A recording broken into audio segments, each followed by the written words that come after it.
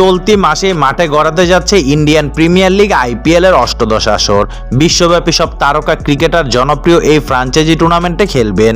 যদিও আইপিএল এর নিলামে দল পাননি বাংলাদেশের কোনো ক্রিকেটার, তবে সম্প্রতি গুঞ্জন উঠেছে দুই টাইগার ক্রিকেটার আসর শুরুর আগ মুহূর্তে ডাক পেতে পারেন, যা নিয়ে কথা বলেছে বিসিবির cricket operations chairman Nazmul Abedin Fahim.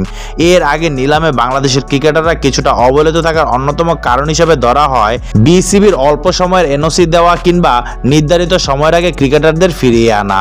এবার নতুন করে কেউ আইপিএল এ ডাক পেলে বিসিবি থেকে ছাড়পত্র মিলবে কিনা সেই প্রশ্ন উঠেছে।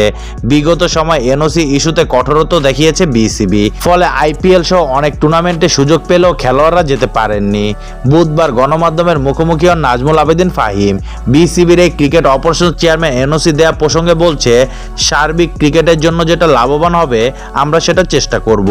অনেক সময় এমন হতে পারে ঘরোয়া ক্রিকেট বাদ দিয়ে আমরা কাউকে পাঠাতে পারি, যদি মনে করি তাতে আমাদের ক্রিকেটের এবং জাতীয় দলের লাভ হবে তেমনটা হতে পারে। তিনি আরো বলেন, অনেক সময় এমন হতে পারে ভালো অফার পাওয়ার পরও কাউকে ছাড়লাম না, কারণ তার ঘরোয়া ক্রিকেট খেলা প্রয়োজন। সুতরাং এটা নির্ভর করবে সার্বিকভাবে কোনটা মঙ্গলজনক হবে আমাদের বোর্ডের জন্য, ক্রিকেটের জন্য আমরা সেই সিদ্ধান্তই নেব।